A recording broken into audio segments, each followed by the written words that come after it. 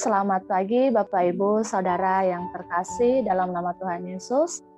Kembali lagi kita berkumpul di Menara Doa Segala Bangsa untuk memuji dan menyembah Tuhan pada saat ini. Kita patut bersyukur di mana Tuhan telah menolong kita dari tidur kita hingga pada saat ini.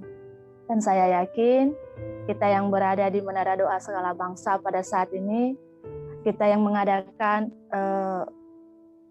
ibadah setiap hari, dan itu saya rasa bukan secara kebetulan, tetapi dan juga bukan secara rutinitas kita, tetapi itu semua karena kita mau menyenangkan hati Tuhan. Saya akan memberikan kesempatan bagi Bapak Ibu yang mendapatkan penyataan Tuhan atau pesan Tuhan saat pujian penyembahan tadi. Saya persilakan. Shalom.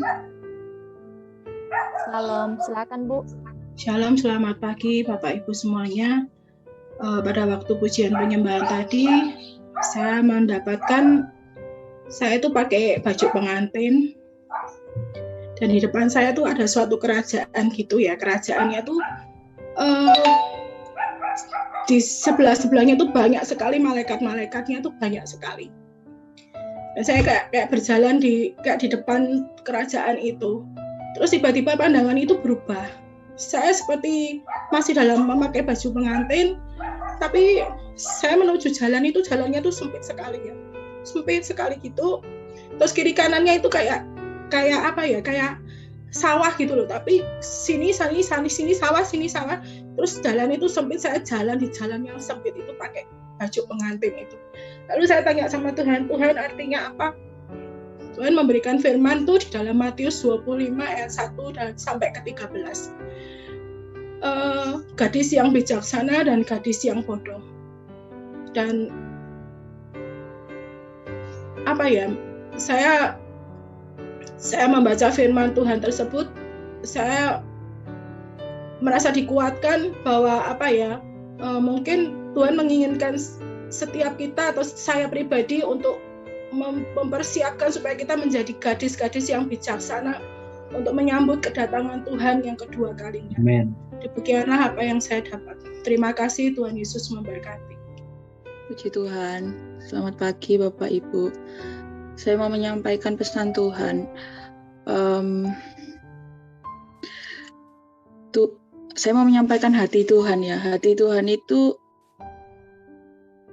seperti merasa kita sebagai umat-umatnya itu terkadang kita datang mencari Tuhan, tetapi kita datang tidak dengan segenap hati. Padahal kita itu diberikan akses untuk bisa menikmati hadirat Tuhan. Setiap kali kita berusaha mencari Tuhan dengan segenap hati kita.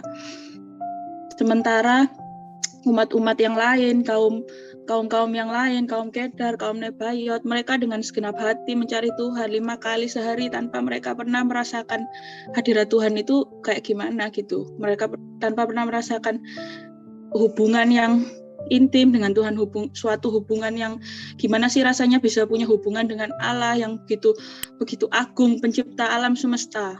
Dan kita pun terkadang-kadang sebagai umatnya itu kita untuk membaca firman-Nya itu kita malas-malasan gitu. Padahal kita membaca itu juga bisa dalam bahasa Indonesia, bahasa yang sehari-hari bisa kita mengerti dengan mudahnya. Sementara kaum-kaum yang lain itu berusaha untuk memahami bahasa yang mereka nggak ngerti, bahkan tulisannya yang mereka nggak ngerti gitu. Maksudnya ya seperti itu. Maksudnya alangkah baiknya kita mencari Tuhan dengan segenap hati, karena kita diberikan akses yang privilege gitu, biar kita tidak menyia-nyiakan setiap kesempatan yang ada. Puji Tuhan, amin. Saya waktu penyembahan tadi, pada saat penyembahan tadi waktu Pak Frans bikin dalam penyembahan, saya itu diberikan, saya tiba-tiba tuh mengingat tentang jam gitu. Dan tiba-tiba Tuhan seperti bilang begini, saya itu beserta kalian itu 24 jam. Jadi saya tuh bersama-sama dengan kalian 24 jam. Dan saya teringat di Mazmur 121 ayat 4 dan ayat 5. Bunyinya, sesungguhnya tidak terlelap dan tidak tertidur penjaga Israel. Tuhanlah penjagamu, Tuhanlah naunganmu di sebelah tangan kananmu. Jadi Tuhan mau kita menyadari bahwa around the clock, bahwa selama 24 jam itu Tuhan mau kita menyadari bahwa sesungguhnya benar-benar Tuhan itu ada bersama dengan kita, dan Tuhan mau bahwa kita menghampiri Dia anytime. Jadi saya sepakat dengan tadi yang Ci Esther tadi yang sampaikan, bahwa ya kita gunakan privilege kita gitu loh untuk memuji dan menyembah Tuhan setiap waktu. Gunakan privilege itu. Dan Tuhan mau menjadi segala-galanya buat kita, dan Tuhan mau menyediakan pertolongan itu 24 jam buat kita semua umat. Terima kasih. Amin. Kita akan masuk dalam firman Tuhan. Kepada Bapak Pendeta Doni Tatemo, saya persilakan, Pak. Iya, terima kasih. Suara saya bisa didengar dengan baik? Amin, amin. Amin. Shalom semua, selamat berjumpa. Shalom, shalom. Kenalan dengan Anda semua. Terima kasih buat kesempatannya, Pak Hebron juga terima kasih. Nah, mari kita satu dalam doa untuk firman Tuhan sebentar. Mari sama-sama kita berdoa. Bapa kami dalam sorga, dalam nama Tuhan Yesus, terima kasih buat semua kasih sayang anugerah-Mu dalam hidup kami. Kami percaya bahwa Engkau Tuhan yang dahsyat, Tuhan yang luar biasa, Tuhan yang perkasa, Tuhan yang ajaib, Tuhan yang mulia, Tuhan yang mengasihi kami. Tuhan, Engkau Raja di atas segala raja bagi kami. Biarlah Engkau bertahta dalam persekutuan kami. Sebab kami percaya apa yang kami ikat di bumi terikat di sorga, apa yang kami lepaskan di bumi terlepas di sorga. Biarlah hadirat-Mu ada di tengah-tengah kami. Kami mempercayai bahwa di mana 2-3 orang berkumpul, secara online atau onsite terserah, tapi kami percaya di mana kami berseru, bersepakat pada nama Tuhan, kami percaya di situ Engkau ada, di situ Engkau hadir. Kami percaya bahwa Tuhan Engkau bertahta atas puji-pujian. Oleh sebab itu, urapi setiap kami. Urapi supaya kami bisa memahami dan mengerti setiap kebenaran firman-Mu. Engkau berfirman kepada Israel, aku menunjukkan perbuatanku. Tetapi kepada Musa, aku menunjukkan jalan-jalanku. Kami bukan hanya mau mengalami perbuatan-perbuatan Tuhan, tapi kami juga mau mengerti jalan-jalan-Mu ya Tuhan. Oleh sebab itu urapi kami, sebab bukankah firman-Mu juga berkata bahwa urapan itulah yang mengajar. Urapi kami supaya kami bisa memahami, urapi kami supaya kami bisa mengerti, urapi kami supaya kami bisa melakukan, dan sehingga nama Tuhan dipuji, nama Tuhan dipermuliakan. Dalam nama Yesus kami sudah berdoa. Amin, amin, amin. Ya, hari ini saya mau bagikan sedikit tentang doa, dan saya percaya ini adalah sebuah topik yang buat saya bukan topik baru bagi Anda, tentu saja saya percaya itu. Tapi izinkan saya menambahkan sesuatu atau mengingatkan ulang apa yang sudah Anda ketahui tentang doa. Dalam Injil Lukas menariknya, Tuhan Yesus, Lukas secara sengaja mencatat ada 3 perumpamaan tentang doa yang berbeda yang diajarkan oleh Tuhan Yesus. Ada 3 perumpamaan yang berbeda tentang doa dalam Injil Lukas yang diajarkan oleh Yesus. 2 perumpamaan pertama diletakkan pada Lukas pasal 11 sehabis dia mengajar tentang doa Bapa kami. Dan perumpamaan ketiga tentang doa dia letakkan pada Lukas pasal 18. 2 perumpamaan pertama ada pada Lukas pasal 11, dan perumpamaan ketiga dia letakkan pada Lukas pasal 18. Perumpamaan pertama tentang doa dalam Injil Lukas pasal 11 adalah perumpamaan tentang anak yang meminta roti kepada bapaknya. Tuhan Yesus berkata, apakah ada anak minta roti pada bapaknya, bapaknya memberikan dia batu? Apakah ada anak minta ikan pada bapaknya, bapaknya memberikan dia ular? Apakah ada anak minta telur pada bapaknya, bapaknya memberikan dia kalajengking?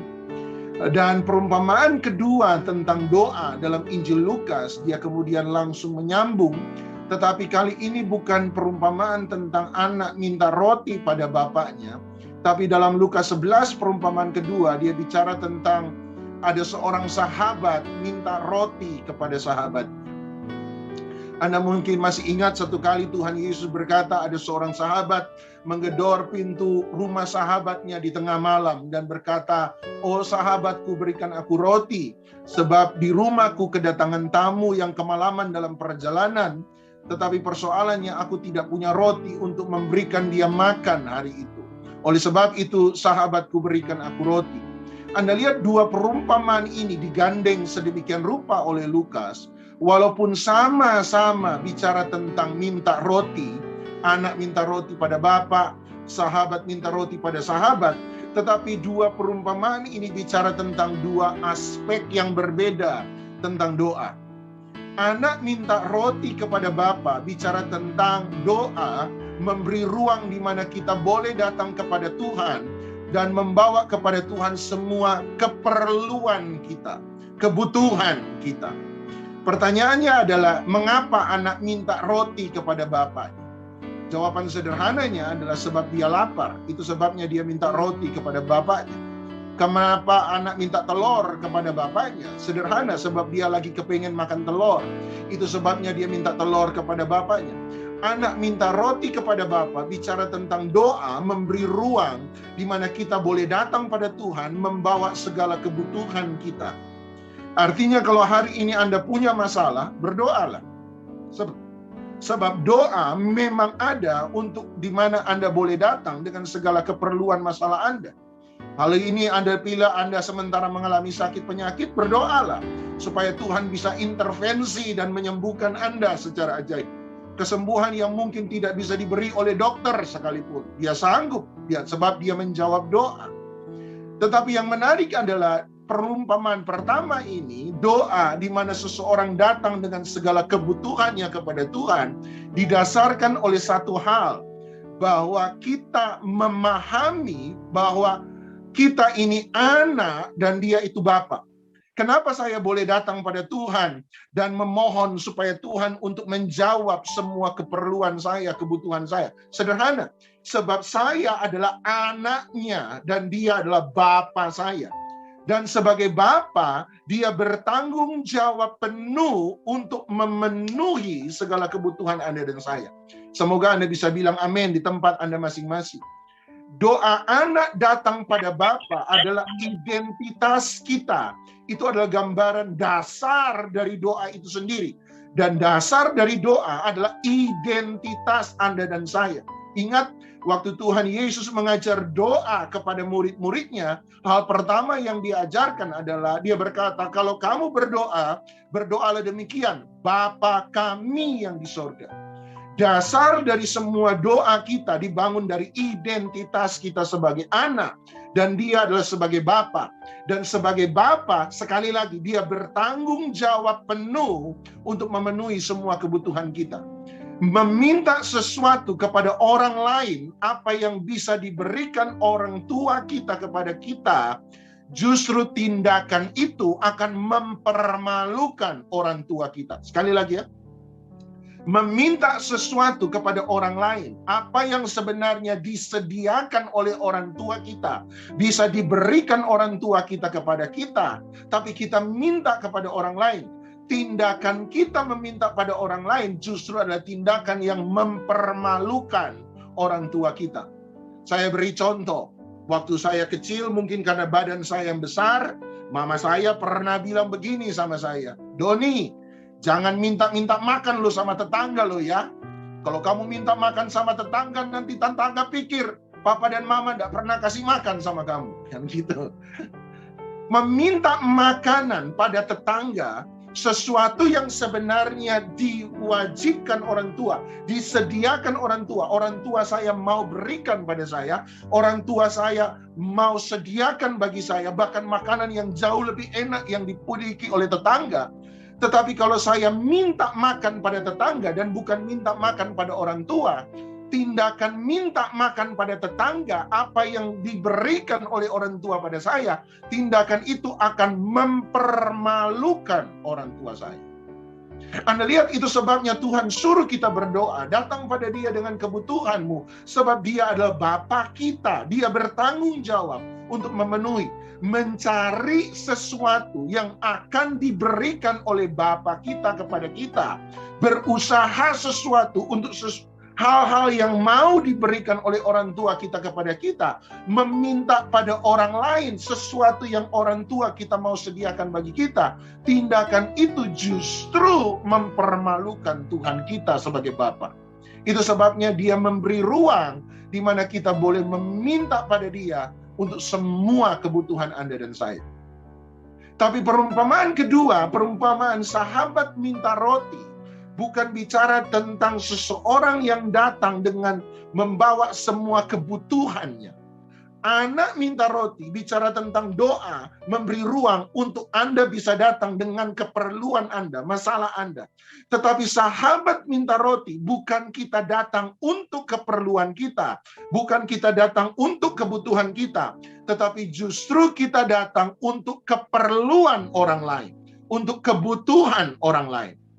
Sebab Tuhan tahu bahwa dalam hidup ini bukan hanya kita yang bisa punya masalah, tetapi orang-orang yang kita kasihi di sekitar kita, mereka pun bisa masalah.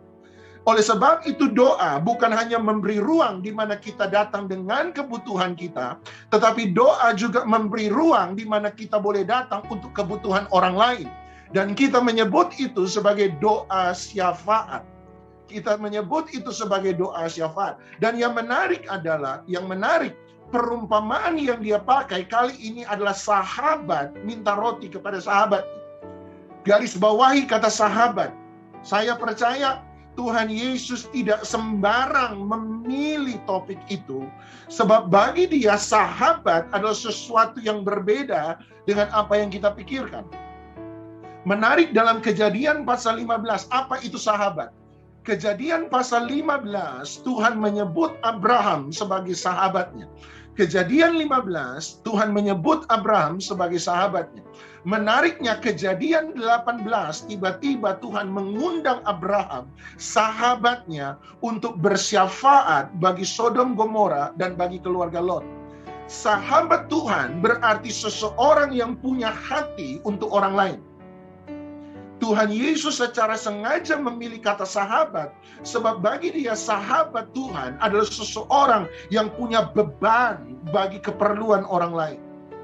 Dalam Keluaran pasal 32 misalnya, Keluaran 32 ketika Israel berbuat dosa di kaki Gunung Sinai, Anda tahu.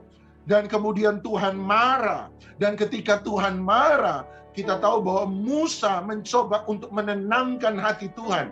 Musa datang pada Tuhan bukan untuk keperluannya. Tiba-tiba Musa datang pada Tuhan untuk keperluan orang Israel. Musa bersyafaat untuk orang Israel. Keluaran 32, Musa datang bukan untuk keperluannya, tetapi dia datang untuk keperluan orang lain. Tetapi menariknya Keluaran 33, tiba-tiba Tuhan berkata tentang Musa, dan ini yang Tuhan katakan tentang Musa. Musa adalah sahabatku, orang yang berbicara kepadaku muka dengan muka. Anda lihat seluruh kehidupan kerohanian saya, seluruh pelayanan saya, semua aktivitas pencarian saya akan Tuhan dibangun di atas satu dasar firman ini. Kerinduan saya terbesar, saya ingin supaya satu kali Tuhan bisa berkata hal yang sama pada saya, bahwa engkau adalah sahabatku, engkau adalah sahabatku, orang yang berbicara kepadaku muka dengan muka. Dan sahabat berarti seseorang yang selalu punya hati untuk orang lain. Orang yang punya hati untuk jiwa-jiwa. Dalam Injil Yohanes Tuhan berkata, satu kali kamu bukan lagi hamba, tetapi kamu akan menjadi sahabat. Persoalannya kemudian dia menjelaskan apa perbedaan antara hamba dan sahabat. Dia berkata, hamba melakukan sesuatu yang tuannya perintahkan tanpa pernah mengerti apa yang ada dalam benak pikiran tuannya. Sekali lagi, Dia berkata, hamba adalah seseorang yang melakukan apa yang Tuhan perintahkan, tapi dia tidak pernah mengerti apa yang menjadi isi hati Tuhan. Dia tidak pernah mengerti apa yang menjadi beban Tuhan. Dia tidak pernah mengerti apa yang menjadi kerinduan Tuhan. Tiba-tiba dia berkata, tetapi sahabat adalah orang yang mengerti hati sahabat, orang yang mengerti pikiran sahabat. Saya beritahu pada Anda, saya beritahu bahwa Tuhan punya hati untuk jiwa-jiwa. Tuhan punya hati bagi orang-orang lain. Dan dia tidak bisa membagikan itu kepada semua orang. Saya bisa berteman dengan semua orang, tetapi saya tidak mungkin bersahabat dengan semua orang. Semoga Anda setuju. Saya mau berteman dengan semua orang, tetapi saya tidak bisa berteman dekat dengan semua orang. Sama dengan Tuhan. Tuhan mencintai semua orang, tetapi dia tidak bersahabat dekat dengan semua orang. Dia hanya bersahabat dengan mereka yang punya hati yang sama dengan dia. Dia hanya bersahabat dengan mereka yang punya prinsip yang sama dengan dia. Passion, gairah yang sama dengan dia. Apa? Hati untuk jiwa-jiwa, hati untuk orang lain, hati untuk keperluan, kebutuhan orang lain. Satu kali ada orang datang pada saya, ada beberapa orang suka datang pada saya dan berkata, Pak Doni, bagaimana caranya supaya saya bisa memahami firman Tuhan seperti Pak Doni? Bagaimana saya bisa mengenal Alkitab seperti Pak Doni? Jawaban saya bilang begini, biasanya kalau orang itu cukup dekat, saya akan bilang begini. Saya bisa ajarkan kamu metode belajar Alkitab. Tapi saya juga bisa mengajarkan kamu apa yang sesungguhnya saya lakukan, sehingga saya bisa memahami Alkitab. Mana yang kamu pilih? Kamu ingin tahu belajar metodenya, atau kamu ingin tahu apa yang sesungguhnya saya lakukan? Dia berkata, saya pengen tahu apa yang sesungguhnya kamu lakukan. Dan saya berkata, ini yang sesungguhnya saya lakukan. Inilah cara saya belajar Alkitab. Ini yang saya buat. Saya katakan, saya hanya mencintai Tuhan dengan segenap hati saya. Dan saya temukan adalah semakin saya mencintai Tuhan dengan segenap hati, saya temukan semakin mudah bagi saya untuk berbelas kasihan pada orang lain. Semakin mudah bagi saya untuk mengasihi orang lain. Semakin mudah bagi saya untuk mengerti orang lain. Dan semakin saya mengasihi orang lain, saya menemukan pesan yang Tuhan wahyukan kepada saya, pesan yang Tuhan ajarkan pada saya, pesan yang Tuhan berikan kepada saya, semakin dalam, semakin dalam, semakin dalam untuk saya bagikan pada orang lain. Ini cara saya belajar Alkitab. Yang saya lakukan adalah saya mencintai Dia dengan segenap hati. Semakin saya mencintai Tuhan, saya temukan semakin besar kasih saya kepada orang lain. Dan ketika Tuhan temukan semakin besar kasih saya pada orang lain, pesan yang Dia percayakan pada saya semakin dalam, semakin dalam, semakin dalam untuk saya bagikan pada orang lain. Tuhan hanya membuka hatinya, tidak pada semua orang. Tuhan membuka hatinya hanya kepada mereka yang punya hati yang sama dengan Dia, hati untuk jiwa-jiwa, hati untuk orang lain. Saya berdoa, Anda punya hati buat orang lain. Semakin Anda mengasihi Tuhan, semakin Anda punya hati untuk orang lain. Bahkan pewahyuan yang Dia bukakan semakin dalam, semakin dalam, semakin dalam. Perumpamaan ketiga Lukas 18. Mari Anda buka Lukas 18 ayat 1. Lukas 18 ayat 1. Perumpamaan ketiga adalah perumpamaan tentang hakim yang jahat. Perumpamaan pertama tentang doa, anak minta roti pada Bapa, bicara tentang doa memberi ruang untuk di mana kita datang membawa semua masalah kita. Anda punya masalah, doa. Anda punya kesulitan, doa. Anda punya persoalan, doa. Anda ada dalam kesakitan, doa. Doa yang kedua, perumpamaan kedua tentang doa adalah doa memberi ruang, sahabat minta roti. Doa memberi ruang di mana kita datang bukan untuk kebutuhan kita, tapi kita datang untuk kebutuhan orang lain atau syafaat. Disitulah kita belajar mengerti hatinya Tuhan. Tetapi perumpamaan ketiga dia letakkan pada Lukas 18 ayat 1. Dan dia berkata begini, Yesus mengatakan suatu perumpamaan kepada mereka untuk menegaskan bahwa mereka harus selalu berdoa dengan tidak jemu-jemu.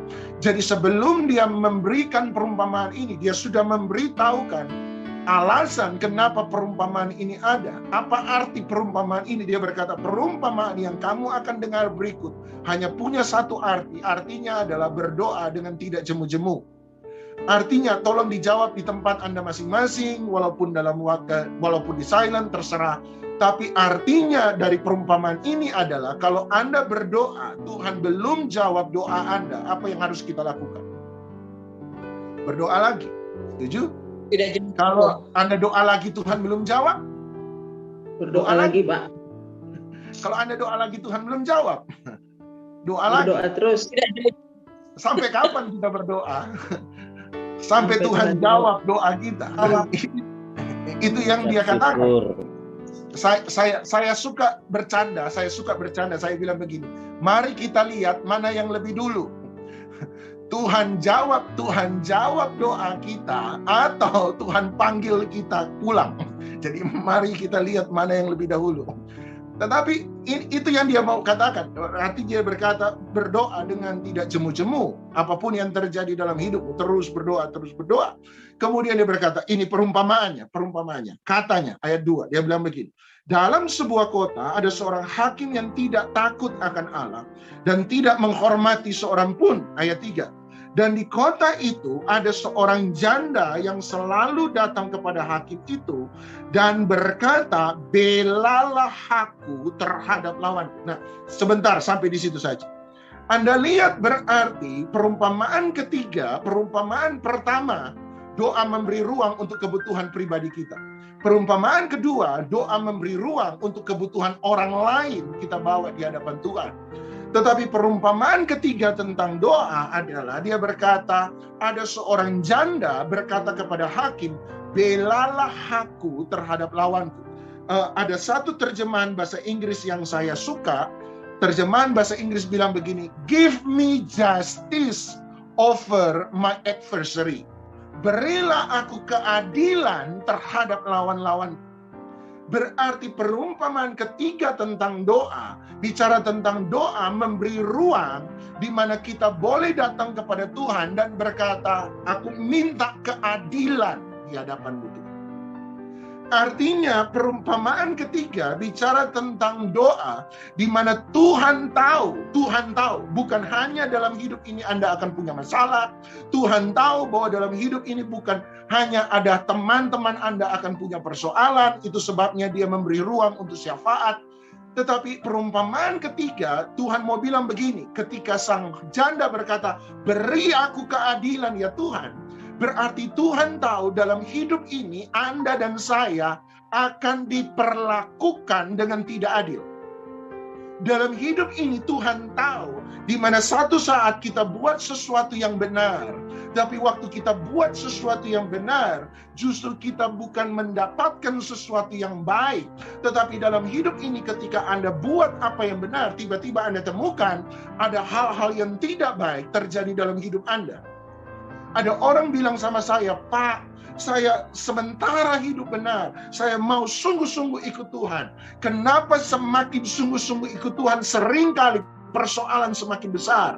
Bukannya jalan saya dimudahkan, bukannya seringkali hidup saya menjadi lebih simpel, hidup saya ada dalam keberkatan. Kenapa tiba-tiba waktu saya mau sungguh-sungguh ikut Tuhan, saya mengalami persoalan? Saya mau lepas pekerjaan yang jahat, pekerjaan yang tidak benar, mau cari pekerjaan yang benar. Kenapa sulit? Kenapa waktu menjalani pekerjaan benar, berkat tidak sebesar waktu saya melakukan pekerjaan? Kenapa waktu saya buat sesuatu yang baik, sama seperti Yusuf, waktu saya melakukan sesuatu yang baik, justru bukan yang baik yang saya terima, tapi seringkali saya mengalami sesuatu yang tidak baik. Itulah sebuah ketidakadilan dalam hidup kita. Dan Tuhan berkata dia tahu. Itu sebabnya dia memberi ruang dalam doa di mana kita boleh datang pada Tuhan dan berkata, beri aku keadilan ya Tuhan. Keadilan dalam hukum bisa diraih dengan dua hal. Keadilan dalam hukum bisa diraih dengan dua hal.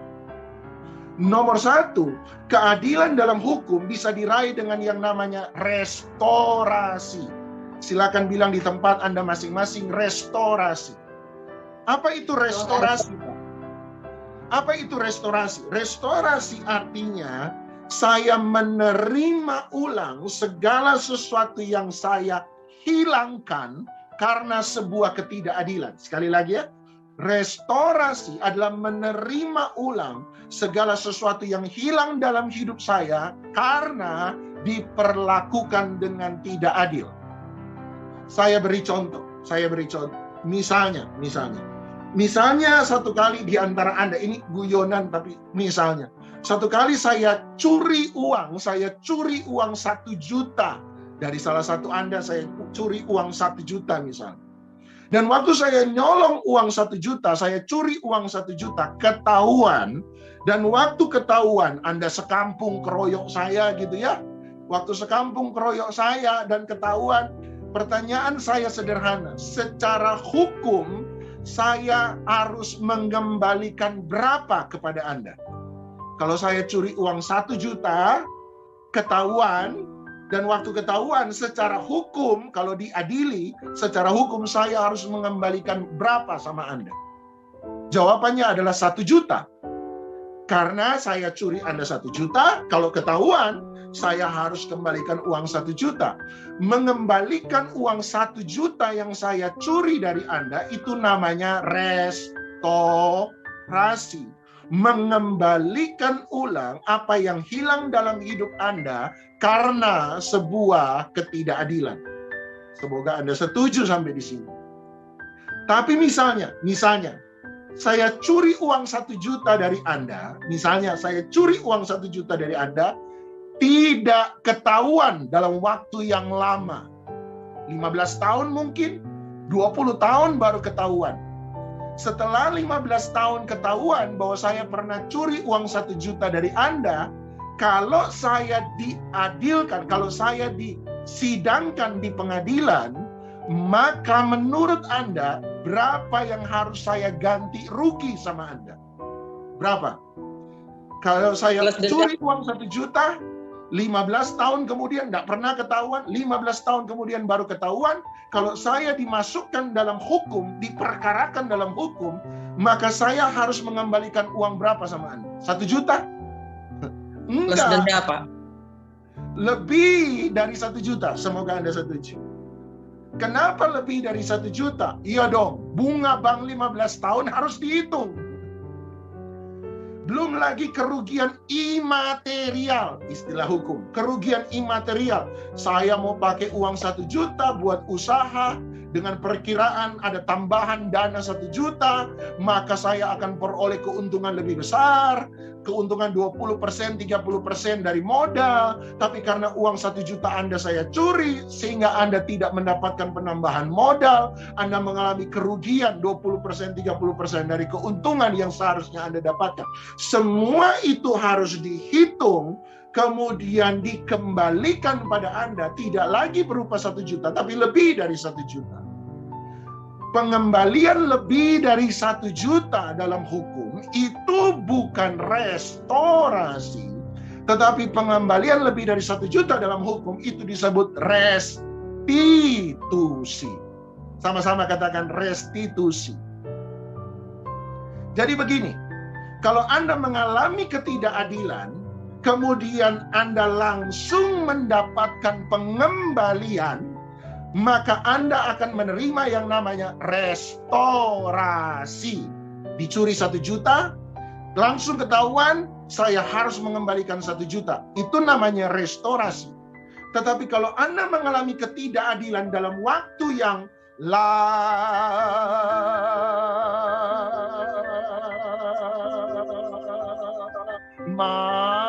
dan panjang, itulah coki-coki. Kalau Anda mengalami ketidakadilan dalam waktu maka Anda bukan mengalami restorasi, tapi Anda akan mengalami restitusi. Saya beri contoh, dalam Alkitab ada restitusi, ada. Amsal 6 ayat 30-31 berkata bahwa apabila seorang pencuri kedapatan mencuri sekalipun untuk makan, tiba-tiba Amsal berkata, maka dia harus mengembalikan 7 kali lipat dari yang dia curi.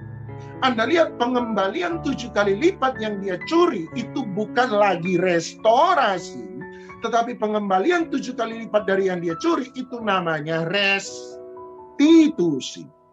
Anda masih ingat cerita tentang Sakeus? Ketika Sakeus diselamatkan oleh Tuhan, kemudian Sakeus bilang apa sama Tuhan Yesus? Setengah dari kekayaanku aku kembalikan kepada orang miskin. Kemudian dia bilang apa? Apabila ada yang kutipu, maka aku akan mengembalikan berapa kali lipat? 4 kali lipat dari yang aku tipu. Ketika Sakeus berkata, apabila ada yang kutipu, aku kembalikan 4 kali lipat, berarti itu bukan lagi restorasi, tetapi itu sudah bicara tentang restitusi. Pengembalian lebih daripada apa yang pernah Anda hilangkan dalam hidup ini karena ketidakadilan dalam hidup. Tuhan kemudian berkata bahwa kalau kamu mengalami ketidakadilan, doa memberi ruang di mana engkau bisa berkata, beri aku restorasi kalau Anda mengalami ketidakadilan. Tetapi kalau Anda mengalami ketidakadilan dalam waktu yang lama, maka Anda bisa berkata pada Tuhan, beri aku restitusi. Nah Bapak Ibu, mana yang Anda pilih? Kalau Anda mengalami ketidakadilan, mana yang Anda pilih? Anda pilih mengalami restorasi kembali 1 kali lipat, atau Anda mengalami restitusi 7 kali lipat? Restitusi. Yang pilih restitusi. Restitusi, Pak. Kalau begitu, siap-siap.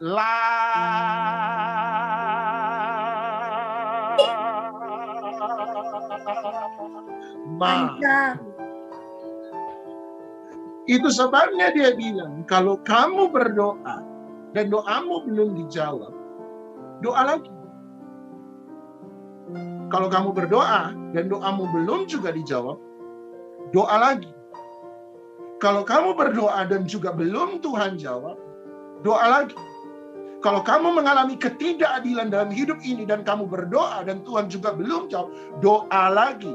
1 kali dia berkata cepat atau lambat. Kalau kamu mengalami cepat, doamu dijawab cepat, dia beri restorasi.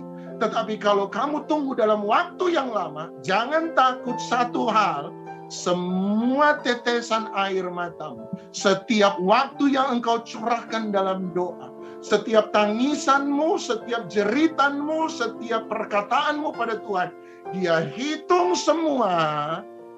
Dan waktu dia hitung semua, 1 kali dia akan kembalikan 7 kali lipat apa yang hilang dalam hidupmu.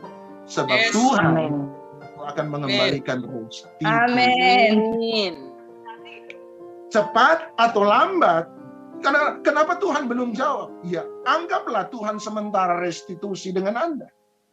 Kalau dia jawab cepat, dia merestorasi dengan cepat. Anda kembali apa yang hilang. Tetapi 1 kali kalau Anda doa dan Tuhan belum jawab, Anda doa Tuhan belum jawab. Jangan pernah khawatir satu hal. Nggak ada 1 tetes air mata yang sia-sia di hadapan Tuhan. Nggak ada 1 detik sia-sia dalam doa di hadapan Tuhan. Karena semua ketidakadilan dia hitung semua, dan 1 kali dia kembalikan 7 kali lipat. Sama dengan Yusuf. Waktu Anda baca ceritakan Yusuf sama. Yusuf mengalami 13 tahun penderitaan, ketidakadilan. Saya bicara soal ketidakadilan. Jangan tanya pada saya, kenapa 13 tahun Pak? Kenapa enggak 15 tahun? Kenapa enggak 7 tahun? Saya enggak tahu. Tuhan punya hitungannya sendiri. Tapi yang pasti kata Alkitab, ketika, kata Mazmur, ketika waktu kebenaran itu genap. Ketika waktu Tuhan, rupanya memang ada yang namanya waktu Tuhan. Dia berkata ketika waktu Tuhan tiba, waktu kebenaran itu sudah genap. Tiba-tiba setelah 13 tahun, Tuhan harus mendatangkan keadilannya atas kehidupan Yusuf yang diperlakukan tidak adil. Restorasi akan berkata, Tuhan, karena demi keadilan, Yusuf yang tadinya orang bebas, karena perlakuan tidak adil dari saudara-saudaranya, dia dijadikan budak di Mesir. Maka demi keadilan Tuhan, Yusuf harus dibebaskan dari perbudakan. Restorasi mungkin datang pada Tuhan dan berkata, Tuhan, Yusuf karena ketidakadilan, dia mengalami fitnahan dari istri Potifar. Maka demi keadilan Tuhan, supaya keadilan Tuhan ditegakkan, maka Yusuf yang tadinya punya nama baik, kemudian difitnah, dihancurkan nama baiknya oleh istri Potifar. Oleh sebab itu demi keadilan, kata restorasi, nama baik Yusuf harus dipulihkan. Restorasi mungkin berkata, Tuhan, demi keadilan Tuhan supaya ditegakkan. Yusuf tadinya hidup baik di tengah-tengah keluarganya, tapi karena diperlakukan tidak adil, Yusuf kemudian diambil dengan paksa dari keluarganya, dari ayahnya, dipisahkan dari keluarganya. Maka demi keadilan, Tuhan harus mengembalikan Yusuf ke tengah-tengah keluarganya. Anda lihat, membuat Yusuf dari seorang budak kembali menjadi orang bebas. Itu namanya restorasi. Membuat Yusuf yang tadi punya nama baik, kemudian kena fitnah istri Potifar, kemudian apabila dipulihkan nama baik, itu namanya restorasi. Apabila Yusuf yang tadinya hidup di tengah-tengah orang tuanya, kemudian diambil paksa dari keluarga, dipisahkan dari keluarga, dan dikembalikan ke tengah-tengah keluarga, itu namanya restorasi.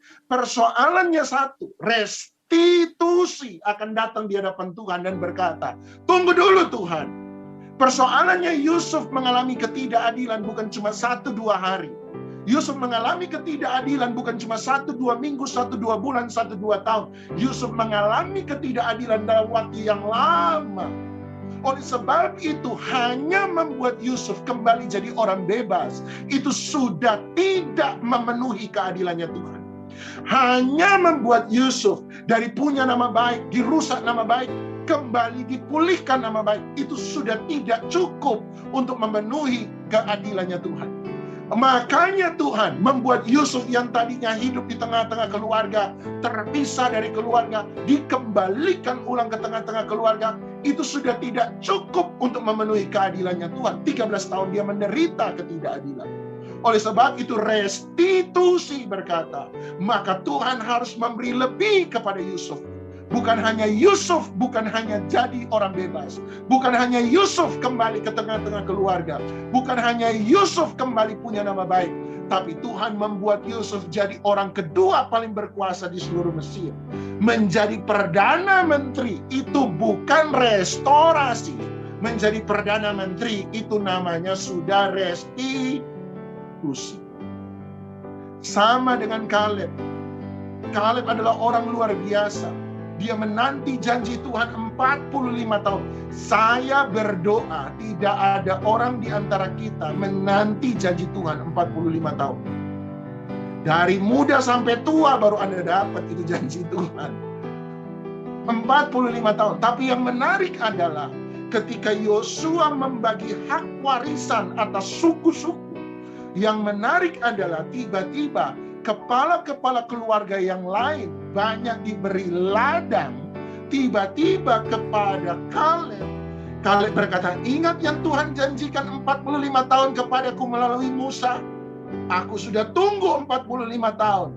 Dan aku tidak berkurang kekuatanku sampai hari ini. Berikan apa yang Tuhan janjikan. Dan Kaleb menerima apa? Gunung. Orang lain terima ladang, Kaleb terima gunung. Pertanyaannya, kenapa nggak ada yang protes? Jawaban sederhana adalah, sebab Kaleb sudah menunggu 45 tahun. Kalau Anda mau terima gunung dan bukan ladang, gampang. Tunggu 45 tahun.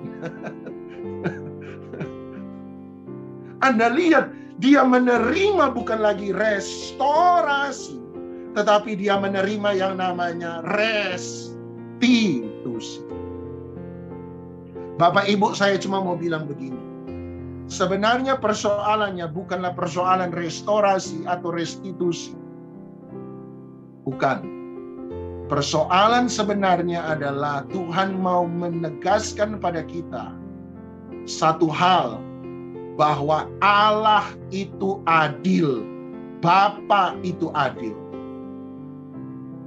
Kalau Anda mengalami ketidakadilan dan Tuhan jawab doa Anda langsung, tidak perlu tunggu lama, Dia beri Anda restorasi.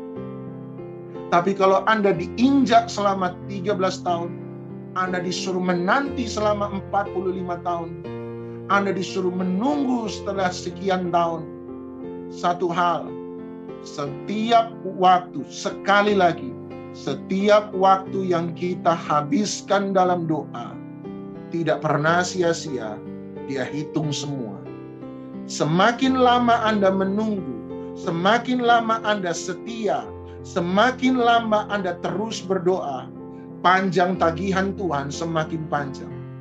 Dan satu kali ketika waktu keadilan Tuhan harus ditegakkan, semua yang Dia tulis, Dia hitung semua, Dia kembalikan berlipat-lipat kali ganda pada Anda. Sebab Tuhan itu adil adanya. Amin. Jangan pernah takut. Setiap tetes air matamu, Tuhan tahu, Tuhan peduli. Mari kita datang pada Tuhan. Izinkan saya berdoa sebentar bagi Anda sebelum saya serahkan ke host. Hari ini hamba tidak tahu kalau kami mungkin punya masalah. Kami datang sebagai anak minta roti kepada Bapa. Mungkin hari ini hidup kami masih dijaga, dipelihara Tuhan. Tapi kami tahu ada teman-teman keluarga kami yang mengalami persoalan. Kami datang sebagai sahabat minta roti pada Tuhan. Tapi hari ini apabila kami mengalami ketidakadilan dalam kehidupan, kami buat benar. Kami buat sesuai apa yang Tuhan perintahkan. Badai itu boleh datang, tantangan itu boleh ada. Tapi satu hal yang kami tahu, bahwa kami bisa datang seperti janda di hadapan hakim yang jahat. Kami datang kepada Tuhan bukan hakim yang jahat, tapi hakim yang benar, hakim yang adil. Tuhan punya mata untuk bisa melihat siapa benar, siapa salah. Tuhan punya telinga untuk bisa mendengar siapa benar, siapa salah. Oleh sebab itu, jangan pernah main-main di hadapan Tuhan. Jangan pernah mempermainkan keadilan Tuhan hanya karena merasa Kristen, hanya karena merasa dengar firman Tuhan. Tetapi sungguh-sungguh hidup benar dalam kebenaran. Tuhan punya mata untuk bisa membedakan siapa benar, siapa salah. Tuhan punya pikiran untuk mengetahui siapa benar, siapa salah. Tuhan punya telinga untuk mengetahui persepakatan yang jahat dan persepakatan yang benar. Dia tahu. Tapi kalau kita benar, dan kita mengalami ketidakadilan karena kebenaran kita, satu hal kami tahu, kami boleh datang sebagai janda di hadapan Engkau ya hakim, dan berkata, beri aku keadilan, give me justice. Beri aku keadilan atas lawan-lawanku ya Tuhan. Kami tahu kalau Tuhan menjawab doa kami cepat, kami mengalami restorasi semua yang hilang Tuhan kembalikan. Tapi kalau kami harus menunggu, kami akan berdoa dengan tidak jemu-jemu. Kami menunggu, kami berdoa lagi dengan tidak jemu-jemu. Kami menunggu, kami berdoa dengan tidak jemu-jemu. Satu kali, kalau waktu keadilan Tuhan akan ditegakkan, kami percaya kalau kami menunggu dalam waktu yang lama, Tuhan tetap adil. Engkau memperhitungkan segala sesuatu. Kami akan menerima pengembalian berlipat-lipat kali ganda dari apa yang kami hilangkan. Seperti Ayub, kami mengalami lipat kali ganda. Kami mengalami lipat kali ganda. Kami mengalami lipat kali ganda. Sebab keadilan Tuhan harus ditegakkan. Seperti Yusuf, seperti Kaleb, seperti banyak tokoh-tokoh dalam Alkitab. Ketika diperlakukan dengan tidak adil, Tuhan tetap menunjukkan keadilan. Terima kasih ya Tuhan, kami datang kepadamu. Kami percaya bahwa Tuhan yang kami sembah adalah Tuhan yang dahsyat, Tuhan yang luar biasa, Tuhan yang perkasa, Tuhan yang mulia, dan nama-Mu lah yang diagungkan sampai selama-lamanya. Dalam nama Yesus kami sudah berdoa. Amin, amin, amin.